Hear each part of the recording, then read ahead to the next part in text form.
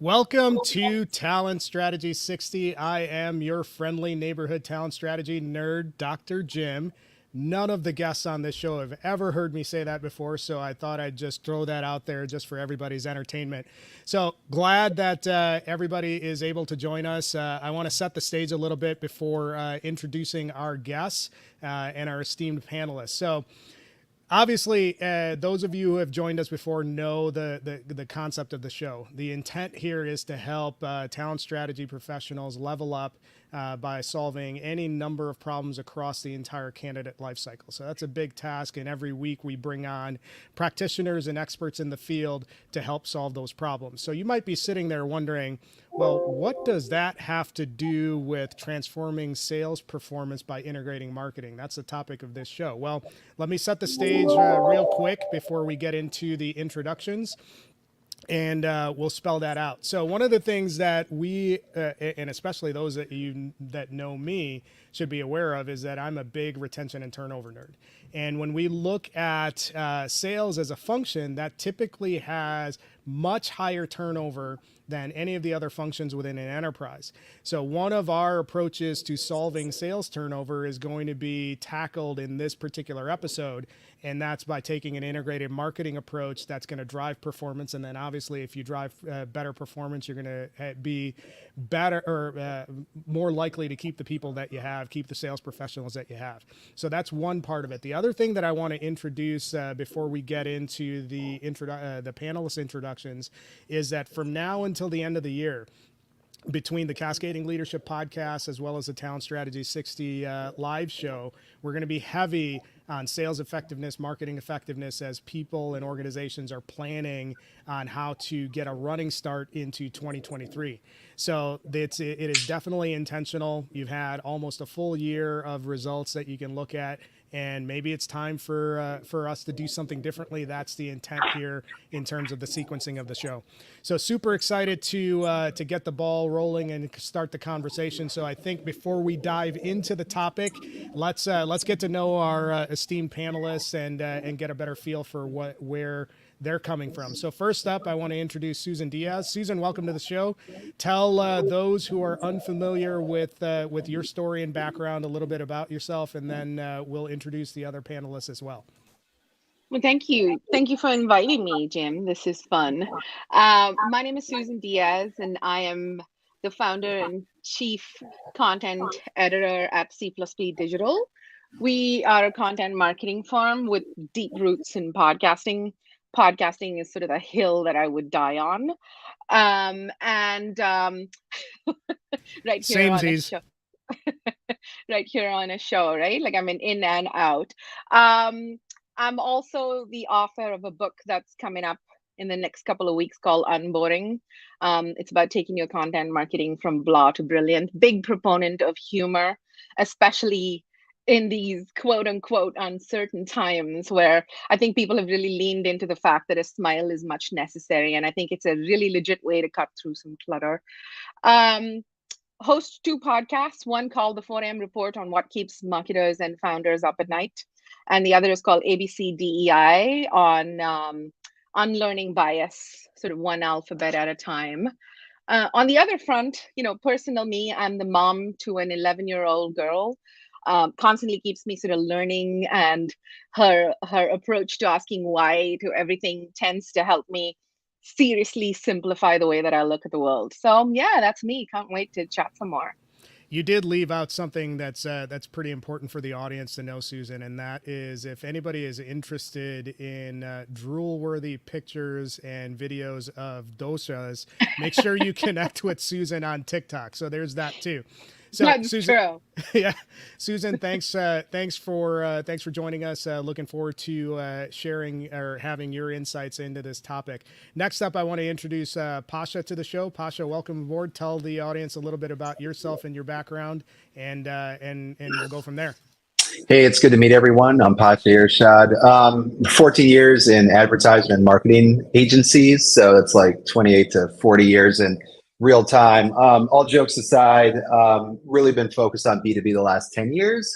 And in that really full stack marketer, right now, I kind of sit across three main areas, which is data and marketing technology, strategy, and then demand generation. And so formed my own agency with my co-founder, Suzanne Block, Shape and Scale last year. And this is a timely topic just because of the fact that I'm having these conversations with my clients every day.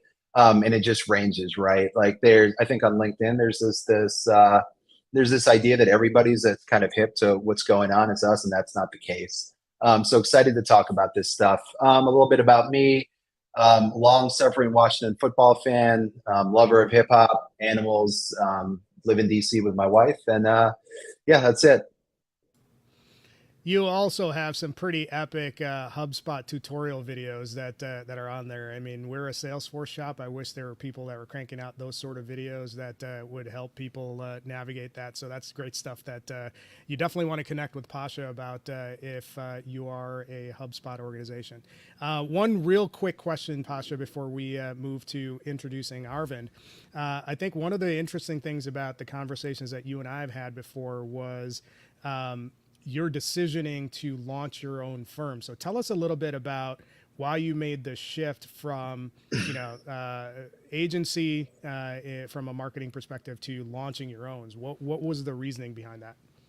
Yeah, I mean, I think the biggest one was, look, I came from restaurant and bar industry. I was in that 10 years, and kind of the goal of that is you either become an owner or you just stay a worker. So I think the first thing is I just wanted full ownership. Along with my co-founder, we just wanted full ownership of the service we were providing to our clients, right? Like, wanted to be able to build the culture, wanted to be able to set the standard. I mean, it's only us two now, but I feel like we've done that. And I think the second thing really is just noticing a trend with most agencies. You've got, senior people sell you up front, then the junior person comes on and they churn out, and that just rinses and repeats. So I think we are, trying to become a fractional consultancy that really is embedded with our clients. And if I'm selling you the product, which is me or my co-founder, then I'm also going to be the person to deliver on that promise. So probably the two main things. That's great stuff. Thanks for sharing that, Pasha. And I think one of the reasons why I wanted you to draw that out is that between both Susan and Pasha, you have two marketers by training that are totally familiar with the world of sellers. So I think that is an important distinction to draw out, because this is going to be the goal of it is to how to integrate both sales and marketing into a single motion to get better results. And I think that's going to be in some segments, that's kind of controversial. There's the silo that's often, marketing does this stuff and then sales does this other stuff. And we're talking about an integrated sales and marketing approach as a way to shift the performance metrics. So definitely thanks for sharing that. Last but not least, we have Arvind. Arvind, welcome to the show. Tell us a little bit about yourself. Thank you, Jim. Lovely to be here. Really great to connect with Susan and Pasha as well. So a little bit about myself. I'm a career marketer. Been in the space for 20 plus years, leading brands globally. So what I really do is I help organizations, brands, and marketers break plateau, grow revenue, and really reach their full potential. A bit of a context you mentioned earlier, sales and marketing. In my past, I started off as a marketer with my foundation in pricing. But then at some point, I did dabble in sales, and I spent a fair amount of time, almost half a decade in sales, and really then circled back to marketing. So I really see this as one continuum between marketing and sales. So really excited to be here and talk more about it over this conversation, Jim. Yeah, Arvind, you said something that caught my attention, and that's the one continuum component. And I think that is an important sort of foundational piece for the conversation that we're going to have, is that we want to break down that silo or that separation between sales and marketing. There is one bit of context that I want you to tell us a little bit more about, and that's, your marketing experience. It spans the globe. So tell us a little bit about how that shaped your philosophy from a go-to-market perspective, from a sales and marketing effectiveness perspective. Share a little bit about the story on that. Thank you, Jim, for bringing that up. So really, my background is travel and hospitality. So I've been very fortunate, and typical hotelier's life, where you go to different markets, establish businesses in new markets, and develop that market. So that's really been the curve. Lived in Asia, in the Middle East, and for the past about 7, 8 years now in North America. Uh, one of the ways I look at things is really every time I enter a new market, I'm overseeing a new team, leading a new brand. I usually step away for the first 6 months. For the first 6 months, I have the beginner's mindset because one of the flaws that we have as a marketer or a sales professional is we assume a lot on behalf of consumers. So really spend the first considerable amount of time consciously understanding the market, step away, and try and understand who the consumers are. So that's really where what's my philosophy, and I really encapsulate in a very succinct way of saying situation first, strategy next, and solution or tactics last.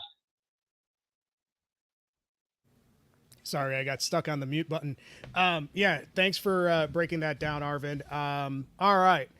So let's get the ball rolling on the conversation. So why are we having this specific conversation at this specific time? So and to give a little bit of context, in this room, I'm the one person that is primarily on the sales side. I often joke about pretending to know marketing on LinkedIn. So I sort of cosplay the role of a marketer on LinkedIn. That's kind of what I do. But let's talk about what's going on in the world of sales. So we're almost done with 2022. We're looking at 2023, and one of the interesting facts that I ran up against, or data points that I ran up against, is the idea of quota attainment. When you look at sales as an or as a function across the country, and we'll limit this to U.S. I don't have global data on it, but somewhere close to 70% of sales professionals are due to miss quota this year. So that's when you look at staying power within organizations, we're a performance-driven function within an organization. If you're not at or above quota, you're at risk in terms of your career, or at least your position within that job. And depending on how cutthroat the organization happens to be, this could be a quarter by quarter basis. But when you look at the global or the national data behind it, you have almost 70% of salespeople who are not going to hit quota this year. And what's interesting about that number is that you have so many different technology pieces that are out there that are designed to help salespeople achieve quota. So you have this inverse relationship. You have technology stack that is, continuously presenting new products in the marketplace that's supposed to help you be more effective as a seller. And then you have actual sales performance that's declining. Then you add in what is some of the data showing in terms of customer response. So sales is doing all of this outreach. What does the response rate looks like? Well, hardly anybody is returning phone calls. You three will be able to better speak to the response rates when it comes to typical emails and in terms of open rates, click through and replies. Those are all typically really terrible. So you have, but the volume of outreach in terms of the units of outreach that are going out, that has exponentially grown. So you're in this interesting dynamic where sellers are putting out more output, but they're not hitting quota. Their responses are crap, and nobody's picking up the phone. And it creates this vicious cycle where if nothing changes, you're going to have this perpetual revolving door of salespeople coming in and out of your organization. So that's the landscape that sellers are dealing with. And I think the best way for us to kick off the conversation is to get some general response from our panelists on their observations on why the data is showing what it's showing, and what are some of the potential things that we need to be thinking about when we're trying to solve this problem. So let's start off with Susan. And have you respond. So I laid out, what the world looks like from my perspective. Why do you think that is the way it is? Oh, I wish I had one single wonderful little answer there, which is like, well, I'll go off and do this. But here's what I've observed. We work with, as you pointed out there when you were chatting with Pasha, we certainly have, I think, that cross-functional thing at a lower size of business, like when you're talking small businesses and SMBs, the 1 to 15 million kind of space, we play a lot over there. And then again in the larger corporations. And one thing that I've noticed is this sort of expectation that after an initial level of interest in something, that it's going to magically, like inbound is going to magically work for you. And I would beg to differ. Like unless you have these B2C type, like mass reach products, I think creating that level of interest is hard. And then over on the other side, on the larger end of the scale, what we see often is that SDR approach where people are just reaching out to you. Like think of your average LinkedIn outreach on a daily basis where you've got a whole bunch of people just sending you stuff where you're like, is this a man? Is this a machine? What is going on right now? Because it's that dumb. It's probably a human, but like that kind of thing. And so to my mind, I'm like, there needs to be integration. The answer seems obvious to me. It's like, this is a marketing answer right here. Like, why is that content so bad from the sales outreaches? It's because the content isn't great. And the space that I see, there's a lot of founder-led sales, right? Like at that stage of business, you find a lot of founders who are going out and having the conversations, and then the conversion levels are super high there. And then you find that when it goes out to more people, that just doesn't do its job. So I don't know that I have an absolute answer, but I would say that this topic very much resonates with me. It's like there are answers in the bringing together of the two functions. Things like 70% of quota is not being met is like, it's a frightening number. Like that seems to be like the kind of problem that we should have solved yesterday. So I'm really interested to like chat some more with the peers here on the panel to see where we can take that. Yeah, and I don't think we're gonna solve the world's ills all in one conversation, but I think you mentioned a couple of things that's really interesting, Susan. One is that when you look at, what does outreach look like? You mentioned SDR outreach, and you're kind of questioning, is this a bot? Is this a real person? I think that right there points at part of the problem. And, if we can't really decipher whether we're dealing with a human on the other end, that is a problem in how we're moving out in the world. And I want to give Pasha an opportunity to respond to not only what the landscape looks like, but, how outreach is done is probably contributing to the problems that we're dealing with from a sales effectiveness perspective. So Pasha, I'll yield the floor to you and get your take on it. Yeah, so I'm going to look at this probably 2 to 3 ways, right? First one's just going to be technology. If you look at the landscape today, post iOS 14.5, and you just look at what we used to measure engagement on, right? Clicks and opens. Anybody can tell you if they're running lead scoring in HubSpot or they're checking sequences in HubSpot. Clicks and opens are an antiquated metric just for the simple fact every mail server is going to have spam filter. That spam filter will send out a bot that will click on your opens and will click on your links, right? So you have no real idea the type of engagement you're driving there. From an SDR perspective, you need to get into the inbox, right? So you need to either get into the primary tab or not end up in spam.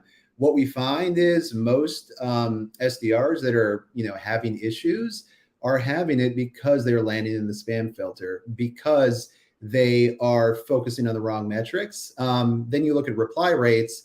Reply rates are probably the only thing you can go off for something like a cold outbound. And we're talking about 5%, right? So there's a technology issue with just simply the mechanism of email. Secondly, there's 10,000 marketing and sales technology tools out there. Each company that goes from 1 to 15 million, like Susan mentioned, and going up from there, you've got anywhere from 20 to 50 to 100 in the tool set. So you've got SDRs coming in that are being asked to learn chorus, and they're being asked to learn 3 to 4 or 5 different things. That's really leads to a stat that was released by Salesforce that said reps spend about 30% of the time selling, 70% of the time doing other things, right? And so now you start to peel back those layers and you look at technology and process and what's happening. From there, the second piece, which I think everyone can agree with, and I'd love to hear some opinions, is where did the inflection point, right? Like for marketing and sales, there's an inflection point. There's rapid digitization because of COVID. And this was happening before, but The consumer expects this frictionless Amazon-like experience, right? Where they, again, the stats are 70 to 90% of the research is done. You've got product-led growth that's happening, right? With a sales assist, with enterprise sales layered on. Like, there's a lot of things compounding. And then you have the market. What is the market, right? You've got VC capital that's pushing pressure down. Time to value needs to be recognized quicker. You add up those two things and you've got an issue that you're seeing in the stats. We could probably do an entire show of what you just said, Pasha. So that is an extremely in-depth answer that you gave. But I want to latch on to something before I toss it over to Arvind. You mentioned the concept of, or not the concept, but you mentioned this the idea of customer expectations, and specifically the way that I interpreted it is buyer expectations. And I think that hints at a central problem that's impacting not only sales performance and sales effectiveness, but downstream results as well. And I want to get Arvind's take on, hey, if you're viewing this problem from the perspective of the seller, maybe that's the wrong perspective to look at when you're trying to solve and transform sales organizations from an effectiveness perspective. So how would you respond to sort of buyer expectations as probably the first place that we need to be looking at in terms of how we need to reshape how we're actually moving into the world as sellers? Yeah, that's a good call out, Jim. So there are many ways to win as a business. There are many ways to win. You could be production oriented. That is, your focus is on driving efficiency and cost and supply chain and things like that. McDonald's does a phenomenal job of that.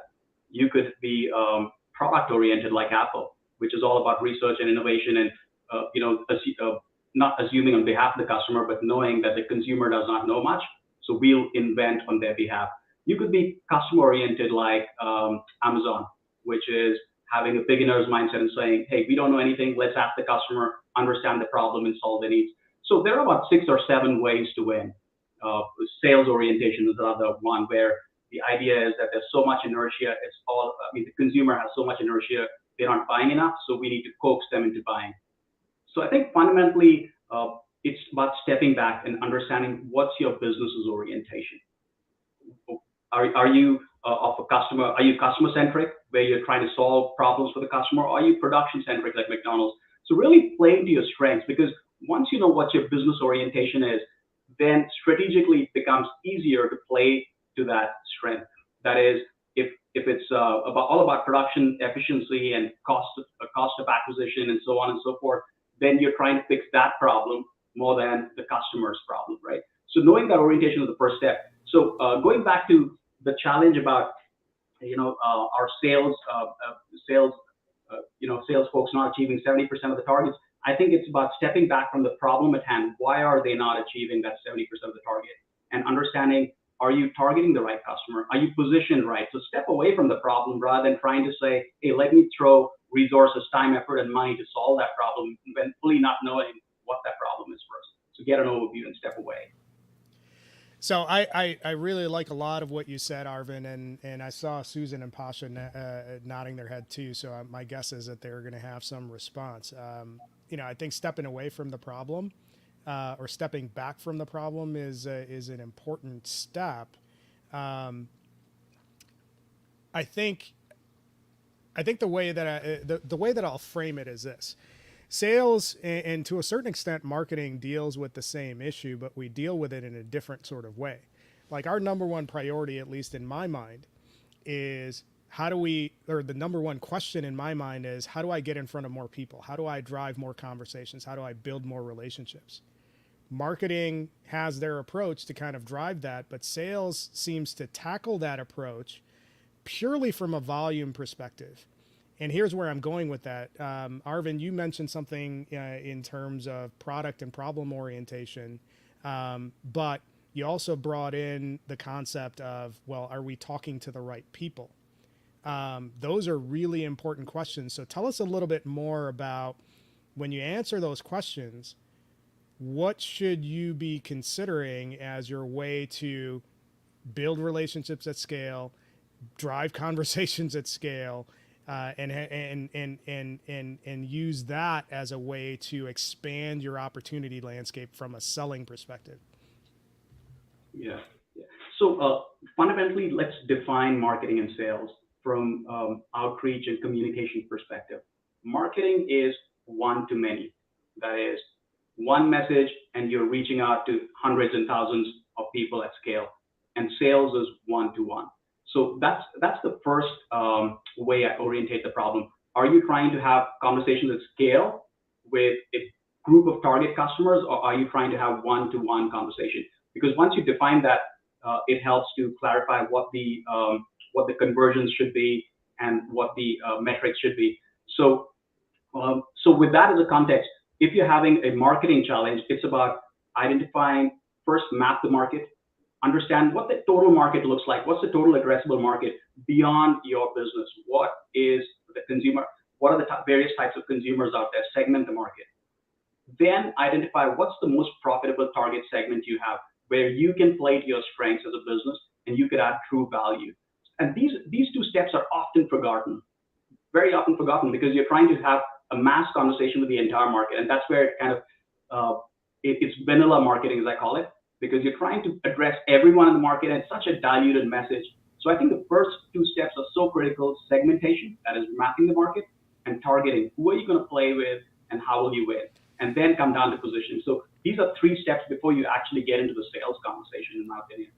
Well, I mean, I think your point about segmentation and targeting has application to sales too. I mean, if sales is just basically spraying and praying across their entire TAM, you're going to get the results you're going to get, and that's usually a 70% failure rate. So, Pasha, I want to hand it to you. When we're looking at the issues of proper segmentation, proper targeting, building an effective list, what have you seen as best practices from sales organizations or even marketing that could be applicable to sales organizations if they're looking at generating better performance? Yeah, piggybacking off Arvind's points, there's a couple of things that come to mind, right? I mean, first, again, let's talk about the inflection point. Marketing of old, and still many marketing departments, are very MQL driven, right? So it's this idea of getting marketing qualified lead over to the sales team. I mean, if you go into HubSpot's training, no knock on them, training today, you're still going to see that idea of a service level agreement. We deliver this many MQLs, you convert that many MQLs, and off we go.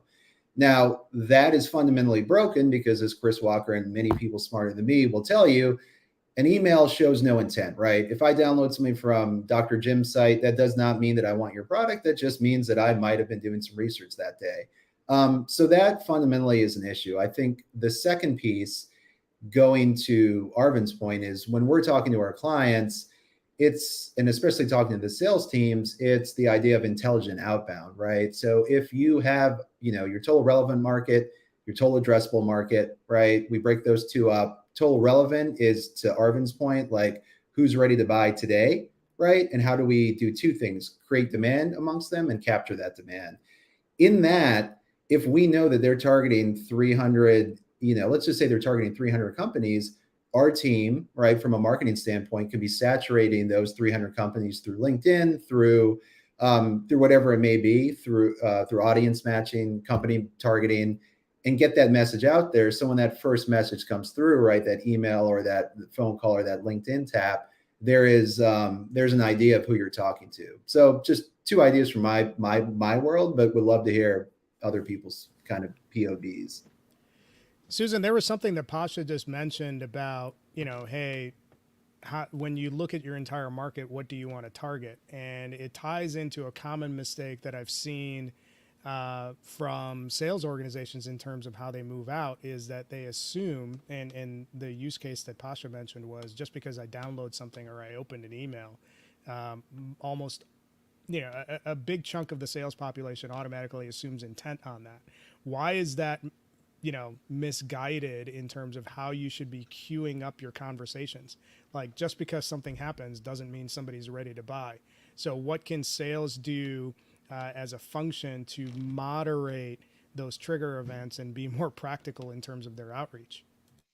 I think it comes down to understanding what intent is. And often we're assuming there's intent to buy when there really isn't any. Like, think of all the ways in which people could be consuming content. It's because you want to learn more about a category. It's because you want to learn who your competitors are. Maybe it's because you're outsourced people who are trying to find out about the category for writing for someone else. And so I think that minimum qualified lead idea in itself is seriously outdated. And if we as marketers are saying that it's seriously outdated, just the sheer numbers of people who are using it because there's no other option is it's what do you call it? It's like a self-fulfilling prophecy. It just sort of keeps going and going, and it doesn't get any better. If I had to say, how do you get off that hamster wheel and how do you sort of move into something which has more? I would refer to Arvind's point there about one to many, and like in that's marketing. You want to talk one to many, and I think people get a little bit confused about what that many is. Like, sometimes I say in an email, if you're getting 10% opens on your huge lists and 5% opens, those are not good numbers, folks. So we have to like seriously think of some things in which maybe you ask people to opt back in so that you can reduce your list massively. Maybe you're going to like remove everything and do a bunch of data cleaning, whatever it is. I think you have to, if you're expecting a system in which people will react to what you're offering, you need to be sure that those people want to hear it, not just be like, oh, okay, I have a list of 12,000 people. I'm going to just hit them with email every day. That email has zero value. And I mean, it's a bit of a pet peeve for me when they say value, but what I mean by that is like, here, buy our program or come to our webinar or whatever that proposition is. I think that's where the problem is. You have to just be there. Like, going back to Pasha's point about Chris Walker, like a majority of the reason why people have time to listen to Chris Walker and these theories that he's laid out so clearly is because he's spending the time educating. He's not like, find my 27-step playbook, download it, and then we'll see whether you're a fit. So I think the answer lies in there somewhere, getting a little bit more involved in the education process.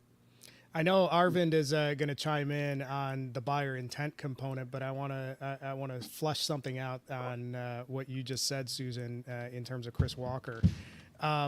He's actually spelling out the buyer journey, and that buyer journey component is really important for sellers to understand, because when there was Arvind, I think this goes back to you. You posted something recently, or maybe it was Pasha, where there was a report that came out, and that report indicated that 70 to 80% of the buyer decisioning process has already been done or completed before they're actually building out their vendor list. And in fact, 70 to 80% of that vendor list is already built before the buyer goes to market. And then once they go to market, something like 90% of the winners are formed from that day one list.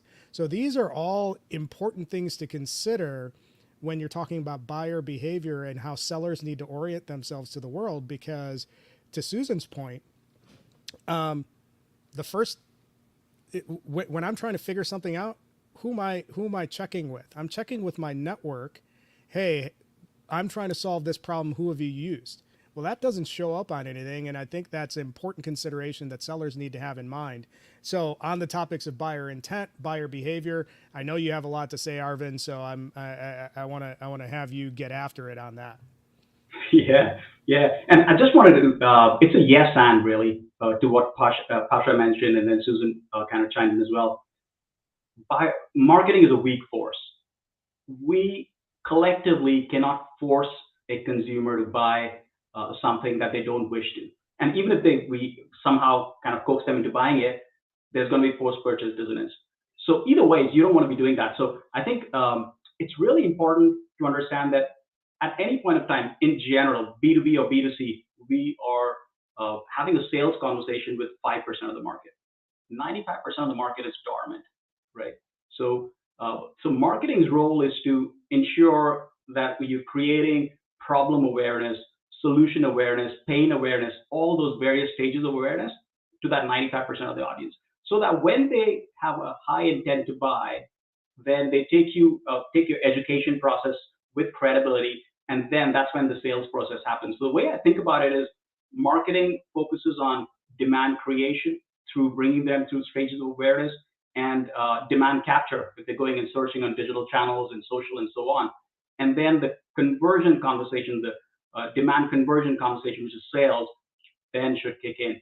But you consciously track where the consumer is in the journey and then wait for them to say they're ready to buy. Very simply ask them, are you ready to buy, before you start pushing, because it really creates a lot of friction otherwise, where you're sending out LinkedIn messages, emails, and whatnot, and you're almost, even if the consumer is convinced that they should buy you, you're bothering them so much that they're pushed away. And this is happening way too often. I mean, all of us are fairly active in channels, and we can, not a day goes by when someone's trying to reach out to you, connect with you, and say, hey, I want to sell you something, which really shows how ignorant they are about the buyer's journey. I think we've lost Susan. She'll be back on in a second, I'm sure. Pasha, you were about to chime in on something. Yeah, I mean, some good points there. Obviously, the buyer's journey is, mapping that and understanding. I mean, again, when we talk about, I guess, missing quota and just in that lens, how tightly aligned are we when we do have intent, right? Like, are we getting leads over to an AE when we know they're ready to buy based on firmographic, demographic, technographic, whatever it may be? And like, what are we doing from a technology perspective to aid that? Like, so much of this is a process, right? And I think like the idea of revenue operations and just like the definition gets thrown out a lot. I don't claim to be an expert. I say I play in that field a lot smarter on me than it, but it's really the idea of just, the science of predictable revenue, right? And so when we think about the customer journey and we think about the events that occur along that way that give us, intent data, that indicate to us that somebody's ready to buy, that indicates it's time to hand off to sales, how do we support those events with, the workflows, the automation, and the process, right, to put people in a position to win? I don't know about the other folks on this call, but like most organizations I go in, they just don't have that. And it's of no fault of their own, right? Like RevOps is not one of the first 3 hires, right? Like it's just not. So when you start, when you're in a startup and you're moving very quickly, processes and technology get interspersed, they get, delineated, it can be a very broken system. When it's time to scale, I think that's where you start to see everything catch up, right? You got this funding, now you got to hit this number, you're not hitting quota, your processes are breaking down. And I think the good organizations understand that and get ahead of it. Those are all great points, Pasha, and I appreciate you sharing that. I want to tie a couple of the things that Arvind has mentioned and that you've mentioned into the sort of the next part of the conversation.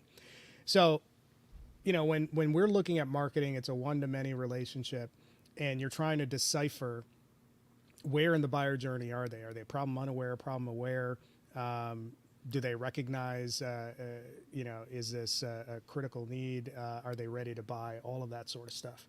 And there's an element of all of those steps that sales could capitalize on and have conversations with everybody to like bucket them in. And, we talk about it often amongst ourselves when we're interacting with each other on LinkedIn and on various other platforms. And it's this idea of buyer centricity. So when you as a seller are trying to drive conversations and relationships with, as much of your ICP as possible, and trying to, prioritize them based on where they are in the journey, how should that shape your selling activity? And I'm gonna start with Pasha with this question. When you're looking at, okay, I need to find out who is, does this person, are they aware of the problem? And if they're aware of the problem, how aware are they? How can I leverage that into a deeper conversation? How should that inform how a seller interacts with a potential buyer? Pasha, you're on mute. Yeah, there's a couple ways probably I'd think of. I mean, again, I go back to the technology because I think that's where I spend a lot of my time. But the idea of lead scoring, which we can have a conversation about that probably on its own. But that idea is simply to elevate somebody that is, again, to show them that maybe they're problem aware because they've gone to the product page, the pricing page. We've had a conversation, everything that a modern CRM allows you to see. I think taking a step back though, and just looking like bigger picture is, are marketing and sales aligned on the metrics that matter, right? Because if they are, and let's say we're all aligned behind revenue and we need to hit this, a certain number, and then you back out of that and get the supporting, leading and lagging indicators, then it shouldn't really be, it should be very easy to understand like what qualifies somebody as high intent for a certain sales team, for a certain organization in a certain industry, because it's different for everyone, right? Product-led growth, like there's a big difference between somebody using your product and a product-led lead, right? Somebody that's like in an account that's ready to buy. And so that's different than an enterprise sale. I really think my larger point is, if you're all marching towards the same North Star metric, then being able to elevate and understand across the customer facing departments, because we haven't even talked about support, and it plays a big role, but then it shouldn't be that hard to get there. I mean, I think there's an element of what you said that makes a lot of sense to me, and I know that Arvind's gonna chime in. I think there's somebody in all of our networks that does a really good job of decoding buyer behavior, and that's Ryan Paul Gibson, and he's huge on customer research and mapping out the buyer's journey. I think, one of the things that I've seen is that, from a sales organization perspective, maybe we're not spending enough time in understanding from our existing buyers, so existing customers, what actually drove them to the market in the first place, and using that as a Rosetta Stone for defining our outreach. Arvind, I want you to tie that in from a marketing perspective and talk a little bit about how that's potentially a hugely underutilized component of sales effectiveness that probably needs to be paid a lot more attention to. Yeah, Jim, you said it. And I think Susan was applauding you for that. It's really simple as this. In my time I spent as a salesperson, one of the most powerful insights for me was, every time I would close a customer, I would go back to them 3 months, 4 months after, and ask them just one question. And that question is, take me back to the day when you first thought about buying this category. Just take me back, jog them back, bring them back to that day, beautiful fall day, or whatever that was. The reason why I asked them this is, it really has proven to be so insightful, this question, because every time they would share some nugget of insight, which shows what brought them to the category, what was that trigger event. And once you start hearing this, once you've had about 20, 30 conversations, you start, hearing the same recurring themes. And that is so powerful, because next time you're meeting a prospect and they mention one of those trigger events, you know exactly whether they would convert or not, because now you're solving for a problem rather than trying to push a product down their throat. Susan, you gave the Canadian high five earlier, so add to what Arvind's saying. What stood out about that particular comment that Arvind was talking about? So underutilized, the speaking to the customer piece. Like as an external marketing service, when we come into situations and when we're like, can we see some information from when you've spoken to your customers, or if we suggest that as part of our project we will speak to the customers, there's like a clenching of jaw and paw and everything, like as if that was like, this is the first time that you've heard it. And I always find that surprising. I'm like, how are you not doing this on the regular? Like, if I take myself back like 4 or 5 years, when we got like pretty serious about me moving away from like a freelancer into like a proper agency structure, we did a bunch of interviews early and asked why it is that people were working with us. Like, why did you choose us compared to like some larger agencies, bigger content production firms? Like, frankly, we were tiny at that point. And some of the answers that emerged from that were like what I would consider like basics or even fluff, right? Like, one was, you always do what you said you would. And then the second was, you guys are fun to work with. Like, these are not the assumptions under which we were operating, and neither are the clients that we, like, we've done this for. So I feel like that's a huge missing piece. And it seems so obvious with the levels of listening software and the kind of things we have at our disposal by the way of technology, that this piece is missing as much as it is. But it is very, very necessary, I think. When you're hitting some sort of plateau, some sort of like failure of metrics, it's usually a really good idea to start with that customer conversation. Somebody who's with you, stayed with you, wants to stay with you. Like, why don't we find out what they want and then do more of that? Sounds logical. Yeah, I mean, it's if you want to find out why people are buying with you, buying or considering buying from you, ask them. I mean, newsflash. If you want to be more effective, ask the question that is critical to being more effective. So I think in this conversation, there's been a handful of things that have come out that I think is worth calling out. So one of the things that the panelists mentioned is, from a sales perspective, you have to identify where is your buyer at in terms of their awareness of the problem and their motivation to act. So you look across your entire buyer landscape and you have to answer that question.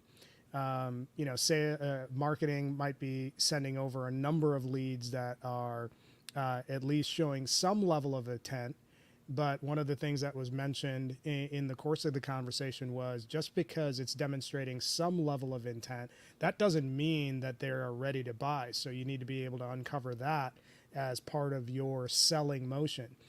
Susan and Arvind, and Pasha as well, the three of you talked at some level about building a playbook, or at least doing some sort of interview of your existing customers so you can actually get insight into what are the trigger events, and then you can actually match that up to what your prospects might be going through. And I want to tie all of those things together, and that's not a comprehensive list of things that should be done. The next thing that I want to kind of ask the panel is, when you're looking at building out, some of the other things that should be considered as you're working on creating this fully fleshed out sales and marketing, approach, what are some of the other things that need to be considered when you're trying to integrate both functions to be more effective as a seller? Let's start with Pasha on that one. If you're looking to add more into the playbook on being a better seller by integrating marketing into that go-to-market approach, what are some of the other things that they need to consider? I mean, just again, I talked about it earlier. I mean, being aligned on what your goals are, right? I mean, so many organizations don't have that alignment. One department's going one way, the other is the other way. The second is just, if you're aligned on strategy, you got to be aligned on data, right? Like, data's got to be clean. It's got to be relevant. It's got to be timely. It's got to allow both sales and marketing to make data-informed decisions that, again, they can use to adjust. I would think the third thing is just easy. It's cultural. I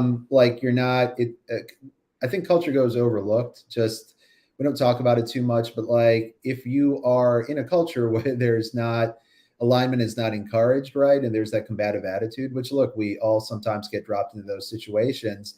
It's not going to work. It won't work. A bad culture can't be fixed by outside consultants, and it can't be fixed by the people not controlling the culture. So I think culture, data, and just shared goals are three areas I'd point to.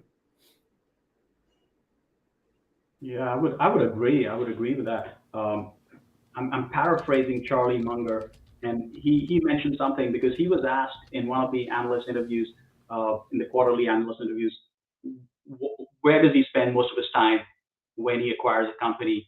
And he said he spends a lot of time. He's over-indexed in aligning incentives, and that's really the key, because and I've seen this play out so many times, I'm sure, as others would have, that there are a few things that are in conflict. The alignment objectives from the top to the middle to the bottom of the management. So different people are doing different things in large organizations, and that leads to a lot of inefficiencies. And the second one is, which I've seen a few times, is marketing and sales have different objectives, completely different objectives. And marketing is sometimes indexed on just driving leads. It could be high quality or low quality leads. And sales is incented on conversions of volumes of units sold. It's not the price. So it's really the alignment objectives, as simple as it sounds. It's really, really, really critical to get right, and really has 10x impact in my opinion. That's a good call out, and I want to before handing it off to Susan, I think when I think about this problem, and I'm looking at it from the seller's perspective, the biggest thing that I want to be able to solve as a seller is, how do I have more conversations? How do I build more relationships with my marketplace? And the question to you, Susan, is, and I'll have everybody else chime in on it too. If those are my two biggest objectives. I need to drive more conversations and I need to build more relationships as a seller in order to sell, because you can't close a deal without conversations and without relationships. How can I leverage marketing as a seller to accomplish both of those goals, which are fundamental to the closing process? I'm going to sound like I'm banging on my own drum here, but I'm like, have you heard of podcasts in which we have conversations with people with a low bar of pressure? And, we start to like dive deep. Like I remember at one point, I attended a workshop in which it was a few years ago, where they were talking about the importance of writing business books. And as someone who's made a living in one way or another from writing over the decades, the idea of a book would really make me anxious, because it sounds like the ultimate academic sort of achievement, but that's not the case. The case that the person was making is that that book is a high quality lead magnet, where someone's paying you $15 in which to spend 6 hours with your brain. And I do believe that that is very much the kind of way in which it's going to go forward. Like, take podcasting, for example. Like that's, I think, a part of the integration that is like an easy next step. Like, why aren't more salespeople on podcasts? You don't have to start your own podcast. You could be panelists like this. Like if it's like whether it's a CEO, a bunch of marketers, salespeople, I feel like an opportunity is getting missed in bringing your ideal client profile to a platform, having a chat, understanding one another's thoughts. It's like that next level of customer discovery in my mind. And like I said, I'll say the word again, it's low pressure. Like on occasion, if you're asking like the CEO of some firm to come have a chat with you, the answer is going to be no. Ask them to come on your podcast. I'd wager 80% of the time the answer is yes. And so, all right. So I'm going to play devil's advocate, and I'm going to talk out of both sides of my mouth at the same time. So, one of the responses that you're going to get from sellers is, well, I'm just a pretty junior person. I don't have the infrastructure or resources to run a podcast, so that's not going to work for me.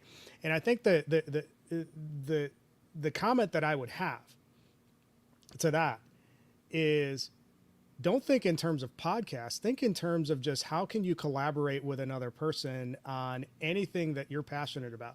So maybe you're a TikToker, and you could bring them into that audience. Maybe you're a writer. As a seller, you do a lot of writing, so that could be another avenue.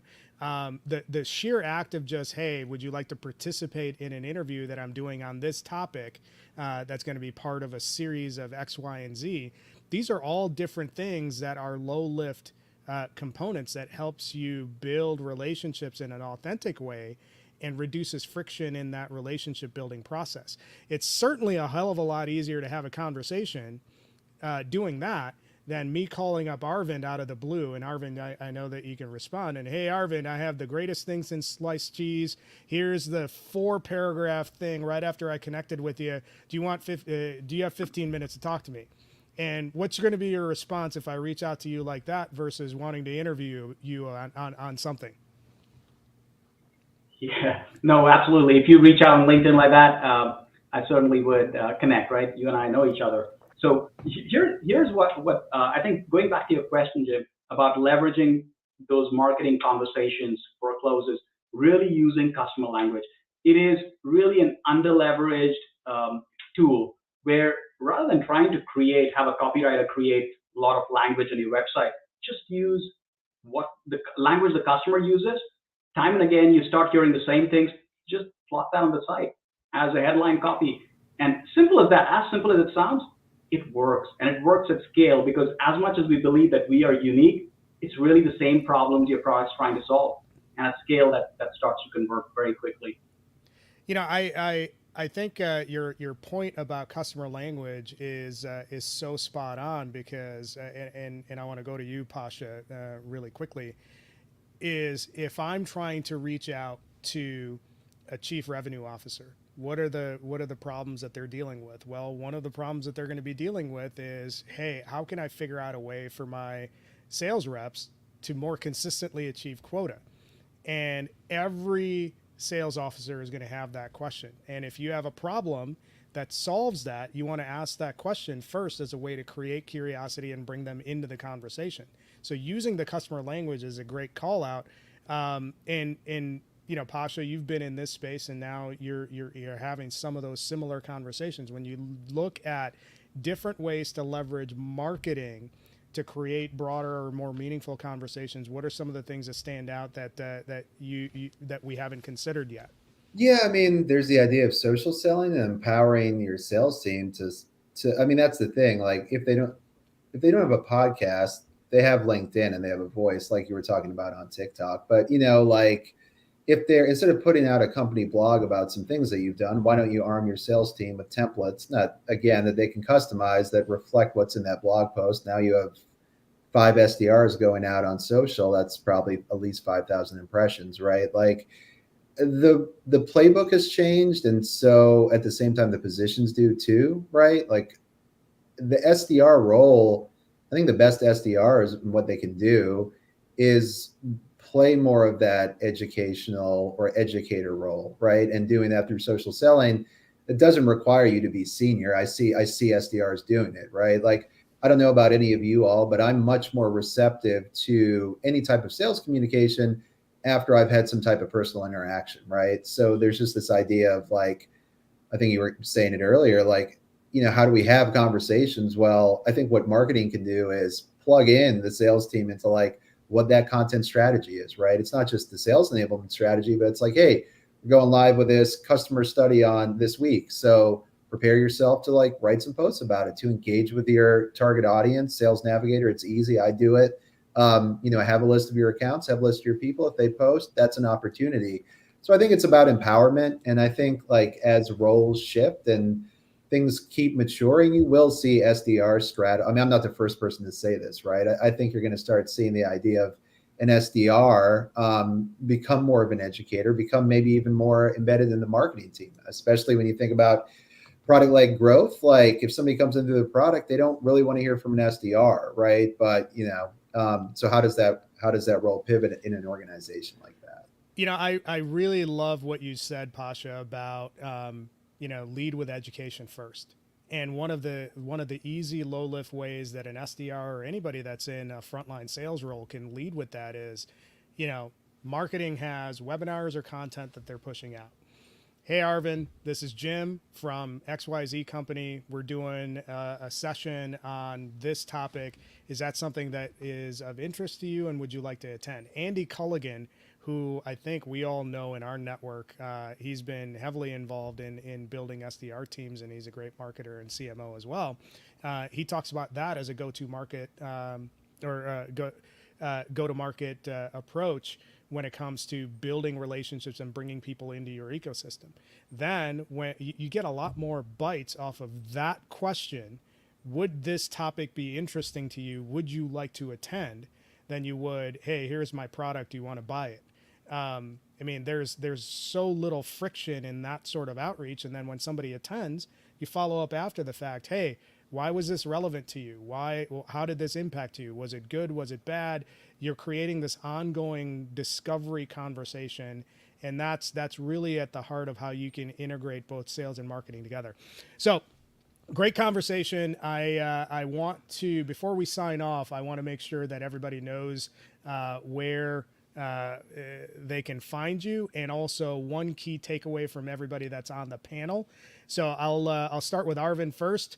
What's the biggest takeaway when you're looking at transforming sales by integrating marketing that people should be considering, and where can people find you? You're on mute, Arvind. Arvind, you're on mute. Yeah, great conversation today. Thanks for arranging this. One key takeaway for me is really it's marketing and sales. It's not marketing or sales or marketing versus sales. I think that's really the sense. We are speaking to the same customer, it's the same funnel, it's the same organization. It should be marketing and sales. So that's really it for me. Where can people find me? I'm reachable on LinkedIn, Arvind Bala, easy to find on LinkedIn. I'm active there. You can hear me talking about all things marketing. I deconstruct marketing, talk about frameworks and mental models. So if you're a marketer or a sales professional who's just stuck in the career for the last 2 years, not getting promotions on a 2% annual raise and things like that, then let's connect. I may be able to help you. And certainly after you connect with Arvind, make sure you send him a four paragraph pitch on why he should buy your product. That'll go over really well. Same question to you, Pasha. Probably my biggest takeaway is just how do we empower sellers as marketers, right? Like that's really my takeaway. And how do we do that through knowledge sharing? How do we do that through data and technology and just alignment, right? Like I think that's what I'm kind of stuck on. It was a great conversation. As for me, I'm very active on LinkedIn, and you can also reach me at shapeandscale.co. Susan, to you. Not sure I'm going to say anything terribly different, but I think essentially just the fact that this many of us in one room are pretty much saying the same thing. I'm glad that my takeaway is, yay, now's the time. This is the time to sort of push this message through and try to bring that integration. So I think that was illuminating. I spend an unhealthy amount of time over here on LinkedIn, so that's probably a great place to find me. Our website is cp.digital, and if content marketing is on your mind in various ways, come check us out. You're not going to drop your TikTok handle? Okay. That podcast go on TikTok, and I don't do any dancing, folks. Let's just get that out of the way. But I do make a mean dosa, which I will showcase. And I do sort of like find songs that cheer people up and make your Spotify Wrapped look a little bit better. That's great stuff. So I want to thank all the panelists for hopping on. I would encourage everybody that signed up to attend to reach out to them. If you catch the recording, make sure you drop some questions or comments into the chat. We will check those and respond to that. For those of you who haven't connected with me, you can obviously find me in a number of different places. Obviously, you can find me on Cascading Leadership. That's the podcast I run. Every Friday, you can see me on Talent Strategy 60. I'm obviously at Circa, so if you're looking at solving any number of talent strategy issues, you can reach out to me in that capacity as well. I'm pretty easy to find under the Cascading Leadership handle across a number of different channels. So we appreciate the great conversation you guys brought. Everybody on this panel brought a lot to the conversation. And if I'm going to give a takeaway, it's going to be this. If you want to be more effective as a seller, look to understand your buyer first. Find out and understand where they're at before you ever start thinking about pitching some sort of product, because maybe it's not even relevant to them. So build a relationship and drive the conversation first versus trying to be so product focused and leading with commission breath. Nobody likes that. So if you want to transform what you're doing next year, switch that up, and I guarantee you'll have a lot more meaningful conversations and a bigger pipeline. Thanks again, everybody, for joining us. And until next time, we will see you on Talent Strategy 60.